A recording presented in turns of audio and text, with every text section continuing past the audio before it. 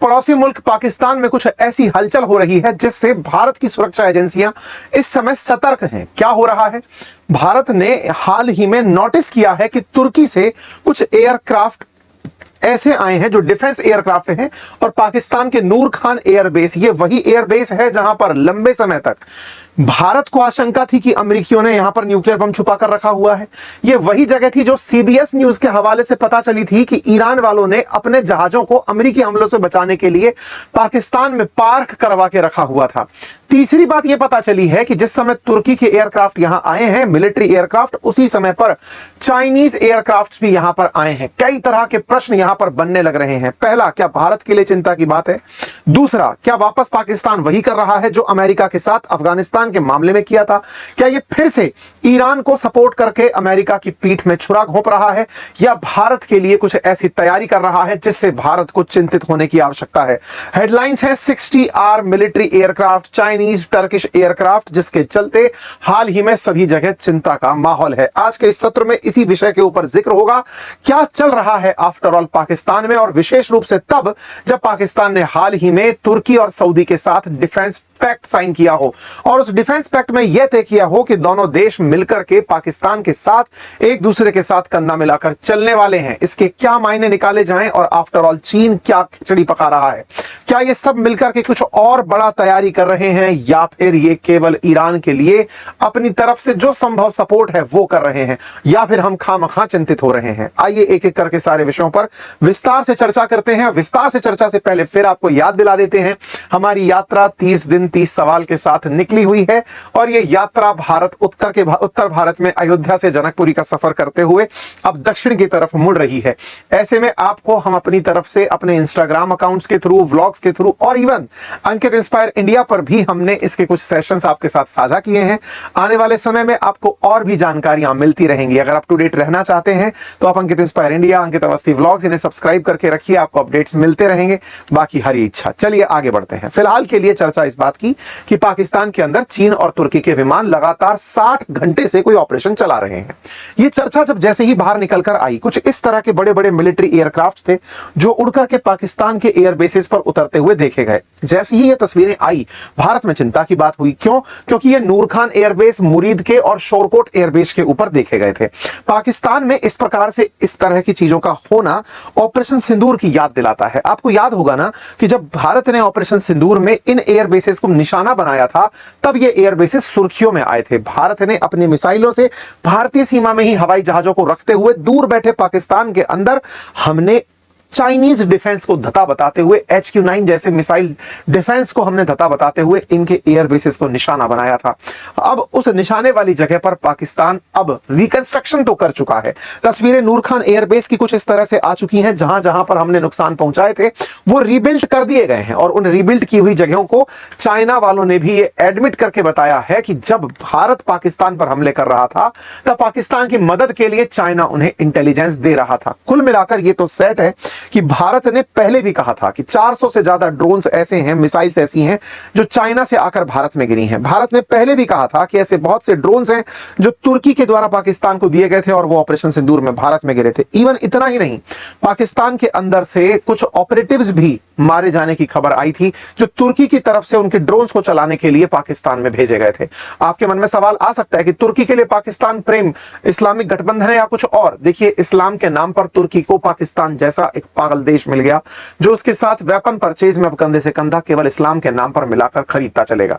तुर्की ने हाल ही में अपने बायरख्तार ड्रोन्स के चलते दुनिया में वाहवाही बटोरी है, और इसी के बहाने उसे पाकिस्तान जैसा मिलिट्री पे स्पेंड करने वाला देश मिल गया है। आप जानते हैं कि पाकिस्तान के अंदर डिफेंस पर आंख मूंद कर खर्च किया जाता है। यहां के डिफेंस के बजट में हाल ही में 18% का इजाफा हुआ है। ऐसे में तुर्की और चाइना इसे अपने बड़े बाजार के रूप में देखते हैं। भारत के साथ अगर युद्ध हो तो पाकिस्तान की सेना खुद की सरकार को बेवकूफ बनाकर इनके खूब सारे खर्च करवाएगी, और वो मिसाइलें जो भारत पर दागी गई उनका कुछ इस प्रकार से खर्च आप होते हुए देखेंगे। भारत ने मई 2025 में यह कहा था कि 400 से ज्यादा ड्रोन्स ऐसे हैं जो भारत पर तुर्की वाले चलाए गए थे। तुर्की ने हेल्प किया था, यह भारत ने 2025 में ही पब्लिक कर दिया था। पाकिस्तान तुर्की के बदलते रिश्तों में इनके ऑपरेटिव्स मारे गए थे, यह चर्चा भी थी। लेकिन आज जब चर्चा हम कर रहे हैं कि तुर्की के अचानक एयरक्राफ्ट कैरियर्स पाकिस्तान में देखे गए हैं, पाकिस्तान की सीमा पर चलते देखे गए हैं, तो इससे दो तरह के सवाल बने कि अचानक आज के समय पर यह चर्चा क्यों। हाल ही में तुर्की और सऊदी ने मिलकर के पाकिस्तान से डिफेंस पैक्ट साइन किया है। क्या उस डिफेंस पैक्ट के बाद कुछ ऐसा है जो पाकिस्तान में उतर रहा है, कुछ ऐसा है जो चाइना से भी पाकिस्तान में उतर रहा है, और क्या पाकिस्तान दुनिया का ध्यान हटाकर भारत के साथ फिर से कोई जंग प्लान कर रहा है। यह चर्चा इसलिए क्योंकि पाकिस्तान बहुत लंबे समय से अपने आप को हाशिए पर पा रहा है। दुनिया में युद्ध हो रहा है लेकिन चर्चा पाकिस्तान की कहीं नहीं हो रही। पाकिस्तान अपने मुजाहिदीनों के चलते, पाकिस्तान अपनी सेना की घुसपैठ के चलते और कई तरह की ऐसी प्रॉक्सी वॉर्स के चलते सुर्खियों में रहा है। तो अब पिछले साल मई 2025 से अब तक इनके पास कोई काम नहीं है, तो ऐसे में फिर से कहीं ऐसा ना हो कि ऐसी तैयारी में हो कि चलो ठीक है, अब दुनिया में हमारे लिए ठीक माहौल भी है और भारत के अंदर कुछ ऐसा कर दिया जाए। इसलिए भारतीय गतिविधियां, भारतीय सुरक्षा एजेंसियां इनकी हलचल पर नजर बनाए हुए हैं। खैर, एक तरफ ये सारी बातें की नजरें बनाए हुए हैं, हम सारे प्रयास कर रहे हैं, लेकिन इनसे ऊपर हमको यह जानना जरूरी होगा कि पाकिस्तान चीनी सामान बहुत तेजी से परचेज कर रहा है।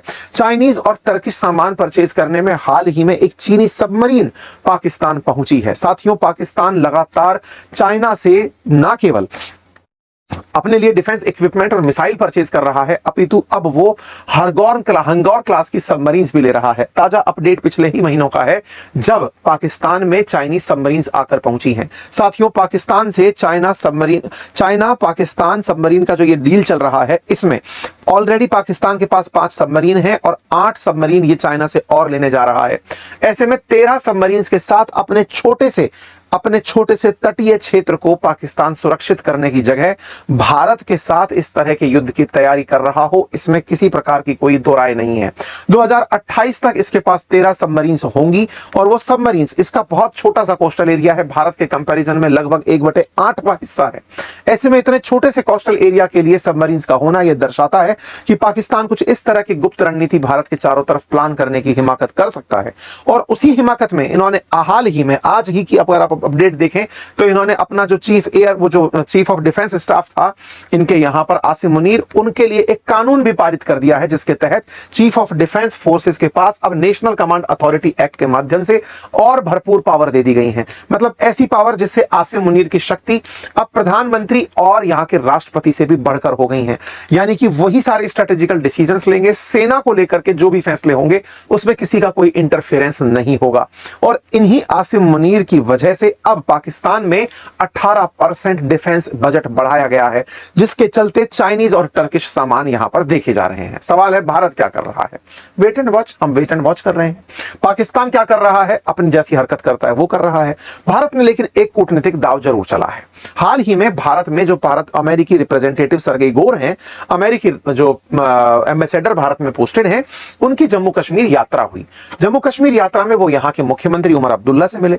उमर अब्दुल्ला का मैंने एक बहुत अच्छा वीडियो देखा जो बहुत ही अच्छा सुकून पहुंचाने वाला भी था, क्योंकि पाकिस्तान के प्रभाव से कश्मीर में बहुत बार इस तरह की राजनीति रही है कि इंटरनेशनल इंटरफेरेंस को हमेशा बढ़ावा दिया गया। एक वीडियो मेरी नजरों से गुजरा जिसमें उमर अब्दुल्ला ये कहते दिखाई दिए कि मैं जम्मू कश्मीर का मसला सर्गेई गोर के सामने नहीं उठाऊंगा।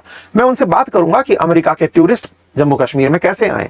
मैं ये नहीं बताऊंगा कि जम्मू कश्मीर और भारत के लिए क्या मायने होंगे। हम तो भारत के ही अभिन्न अंग हैं और अगर वो यहां आते हैं तो हम उन्हें टूरिज्म के लिए आग्रह करेंगे। ये अपने आप में बदलते भारत की तस्वीर है। अन्यथा बहुत बार ऐसा हुआ है कि जम्मू कश्मीर में जिनकी सत्ताएं रही हैं, इवन इन अब्दुल्ला परिवार की या फिर इनसे पहले महबूबा मुफ्ती की, अंतरराष्ट्रीय मंचों पर जबरदस्ती का इंटरफेरेंस डिमांड करने की पुरानी आदत रही है। लेकिन आज की जो स्थिति है उसमें सर्गेई गोर को भी मजबूरन भारत के लिए वो शब्द कहने पड़े, या फिर उल्टा कहिए कि सर्गेई गोर अमेरिका की तरफ से यहां पहुंच करके पाकिस्तान को एक संदेश देने के प्रयास में थे कि जो तुम कर रहे हो चाइना के साथ मिलकर के, तुर्की के साथ मिलकर के, कहीं बाईपास ईरान के साथ खेल रहे हो, तो तुम्हें संदेश दे दिया जाए। सर्गेई गोर का जम्मू कश्मीर जाना पाकिस्तान को रास नहीं आया। सर्गेई गोर बाकायदा टूरिस्ट की तरह यहां पर घूमकर आए और कहकर आए कि जम्मू कश्मीर में अब अमेरिकी टूरिस्ट आ सकेंगे। हमने जम्मू कश्मीर के अंदर जो अपना लेवल ऑफ सिक्योरिटी दे रखा था कि भाई थोड़ा टेंशन वाला क्षेत्र है, हम उसे रिलीफ कर रहे हैं, अब अमेरिकी यहां पर घूमने आ सकते हैं। बाकायदा इन्होंने भूरी भूरी प्रशंसा करी, भारत के अंदर जम्मू कश्मीर की तारीफें करी। इस पर पाकिस्तानी लोग चिढ़ गए। उन्होंने अमेरिका के एम्बेसडर जो पाकिस्तान में हैं उन्हें बुलाकर अपनी तरफ से डिमार्चे दिया और डिमार्चे में यह बताया कि नहीं, आप गलत तथ्य दे रहे हैं, जम्मू कश्मीर भारत का अभिन्न अंग नहीं है, जो अक्सर वो हमेशा अपनी तरफ से दुनिया को कहते हैं। वो उन्होंने अमेरिकी प्रतिनिधि को बुला करके कहा। खैर, कुल मिलाकर के ये अपने आप में वो घटना है जिसका मतलब ये निकाला जा सकता है कि अमेरिका भी पाकिस्तान की गतिविधियों पर कहीं ना कहीं अब नजर बना रहा है। यही कारण है कि पाकिस्तान अब अमेरिका और ईरान ईरान के रिश्तों के बीच में मध्यस्थता कराने में कहीं दूर दूर तक नजर नहीं आ रहा है। वहीं दूसरी तरफ पाकिस्तान का लगातार सऊदी और तुर्की से मिलना और चाइना से इक्विपमेंट्स का इस तरह से आना एक ना एक तरीके से अमेरिकियों की चिंता बढ़ा ही रहा होगा। इसलिए कह रहा हूं क्योंकि पाकिस्तान ये सारी हरकतें ये कहकर दिखाएगा कि हम भारत से पानी सिंधु वाटर को लेकर के जंग की स्थिति में हो सकते हैं, लेकिन सही मायने में किसी को भूलना नहीं चाहिए ये वही पाकिस्तान है जिसने अमेरिकियों से बचने के लिए ईरान के एयरक्राफ्ट्स को अपने नूर खान एयरबेस पर छुपा कर रखा था। आज यही पाकिस्तान फिर से तुर्की और चीन के साथ मिलकर संभव है कि अमेरिका से लड़ने के लिए ईरान को मिसाइल्स दे दे। आपको जानकर आश्चर्य होगा कि ईरान को पहले भी मैन पैड्स मिसाइल्स, जिनमें कंधे पर रख करके वो मिसाइल जो एयरक्राफ्ट को निशाना बना सके, जो हीट को लॉक कर सके, वो वाया पाकिस्तान ही चाइना से ईरान पहुंची थी। आगे भी अमेरिका इस बात को अच्छे से जानता है और इसीलिए ट्रंप ने आज एक बहुत बड़ा फैसला किया है। यह कहा है कि अगर कोई भी देश ईरान के साथ किसी भी तरीके से लीन पाया गया तो उसके ऊपर भर भर के सैंक्शन लगाए जाएंगे।